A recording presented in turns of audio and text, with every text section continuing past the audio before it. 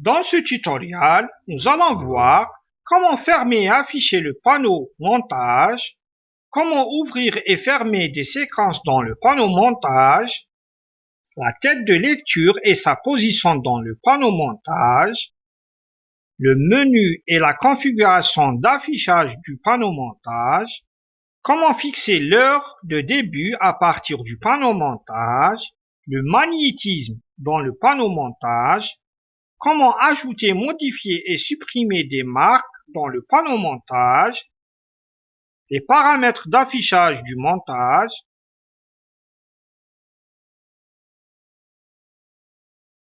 redimensionner le contenu du panneau montage, les pistes vidéo du panneau montage, comment verrouiller, afficher et masquer une piste vidéo, et enfin le zoom horizontal et vertical des pistes audio et vidéo.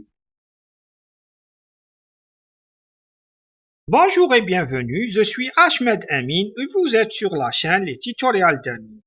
On commence au début par voir les caractéristiques du panneau montage. Le titre du panneau montage est le titre de la séquence ouverte dedans. Pour fermer le panneau montage, on clique sur la petite croix à gauche du titre. Ça nous permet de fermer la séquence, puis on clique avec bouton gauche de la souris sur le menu pour activer le menu contextuel et enfin on clique sur fermer le panneau. Pour afficher le panneau de montage, on clique sur le menu fenêtre puis sur montage.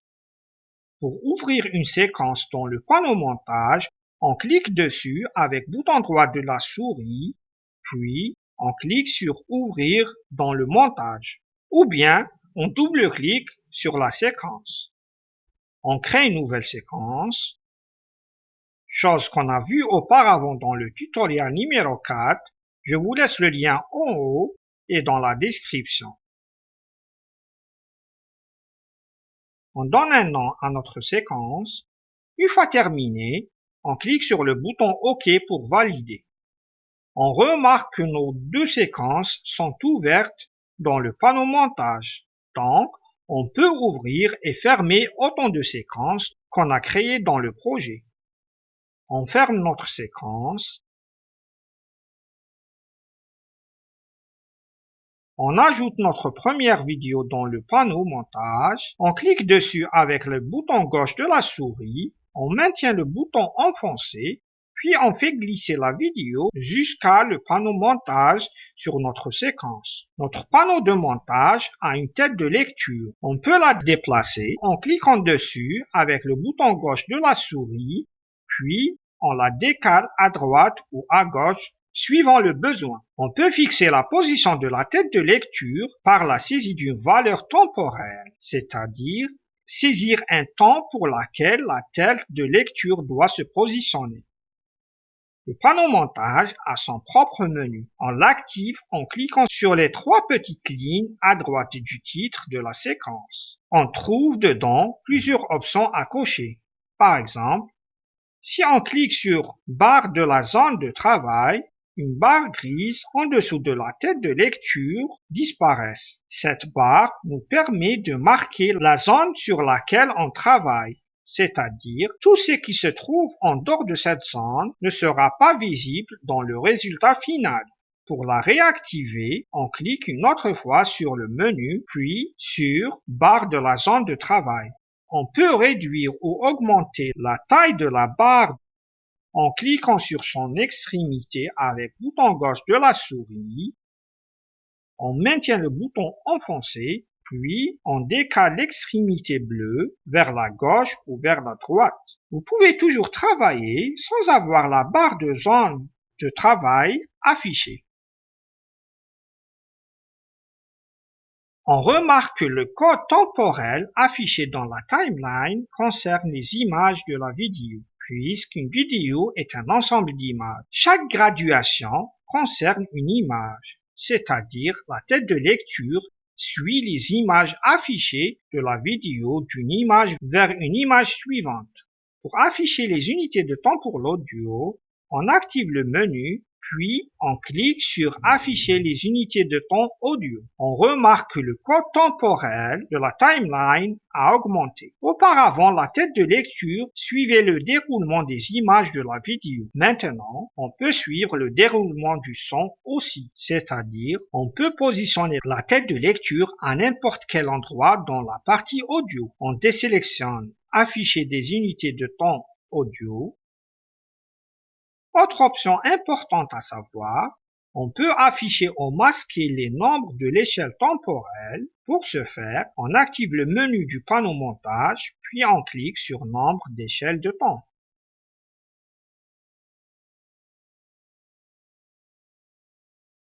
Parfois, on a besoin que notre timeline commence à partir d'un temps bien précis. Cela lorsqu'on travaille en équipe ou bien on doit faire le montage d'une partie d'un projet. Dans ce cas, on peut fixer le début du code temporel. On clique sur le menu du panneau montage, puis on clique sur Heure de début. Arrivé à cette fenêtre, on saisit notre code duquel va débuter notre timeline. Par exemple, pour débuter de 10 secondes, on saisit 1000, puis on valide. On remarque que le code temporel avec lequel débute la timeline est 10 secondes dans le panneau du programme et le panneau montage. On le réinitialise à 0. Je vous conseille d'explorer les autres options de ce menu. De ma part, je vous ai parlé que sur l'essentiel pour débuter en montage.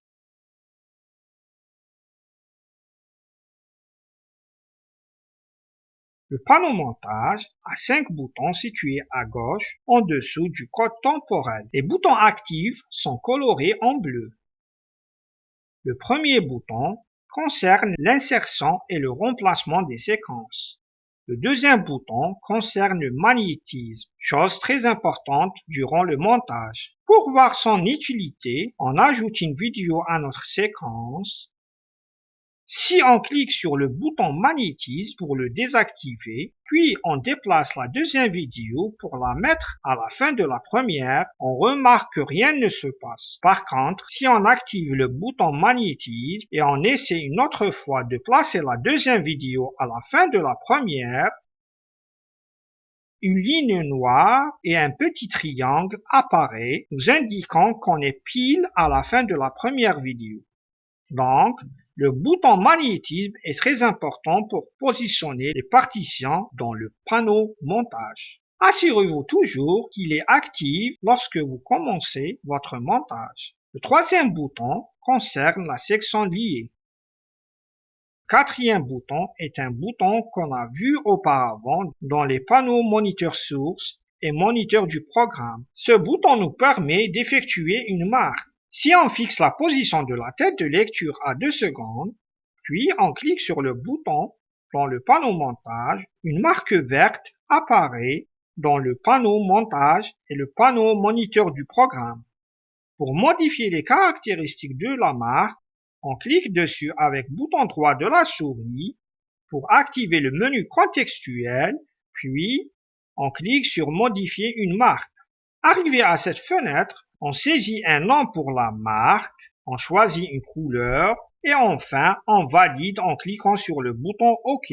Pour information, si on fixe la tête de lecture à 5 secondes, puis on clique sur le bouton Ajouter une marque dans le panneau moniteur du programme, une marque verte apparaît dans les deux panneaux, moniteur du programme et montage. On peut toujours modifier ces caractéristiques dans l'un des deux panneaux. Pour supprimer une marque, on active le menu contextuel en cliquant avec le bouton droit de la souris sur la marque, puis on clique sur Effacer la marque sélectionnée. Pour effacer toutes les marques, on active le menu contextuel, puis on clique sur Effacer toutes les marques.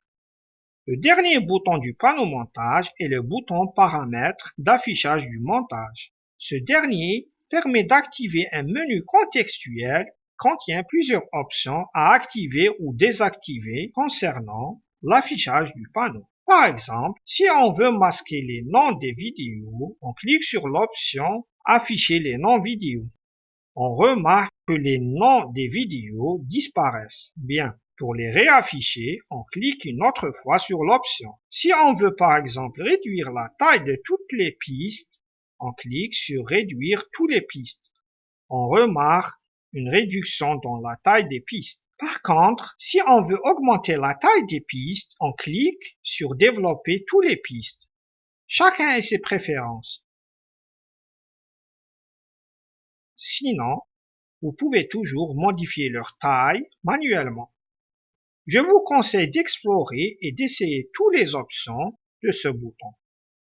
Par défaut, on a 3 pistes vidéo et 4 pistes audio dans le panneau montage. Si on remplit les pistes vidéo par des vidéos superposées les uns sur les autres, dès qu'on dépose la 4e vidéo au-dessus de la 3e piste, on remarque la création d'une 4e piste.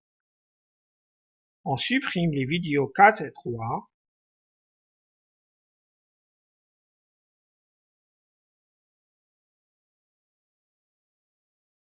Chaque piste vidéo peut être verrouillée en cliquant sur l'icône du cadenas.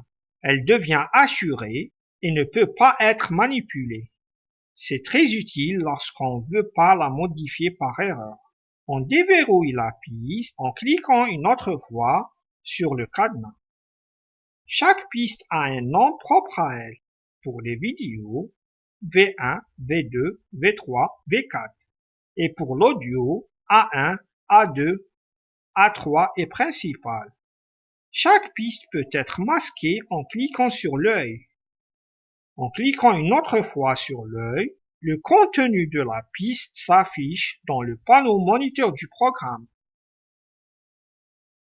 Pour augmenter l'échelle temporelle, on clique sur le petit cercle blanc de l'extrémité et on maintient le bouton gauche de la souris enfoncé, puis on le déplace vers la droite.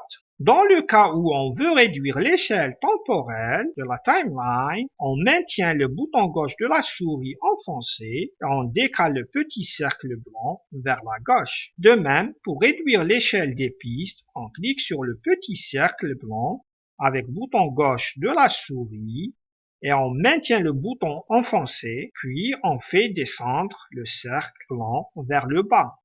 Dans le cas où on veut augmenter l'échelle, on maintient le bouton gauche de la souris enfoncé, puis on remonte le petit cercle blanc vers le haut. Pour les pistes audio, on peut les mettre en silence en cliquant sur M de chaque piste.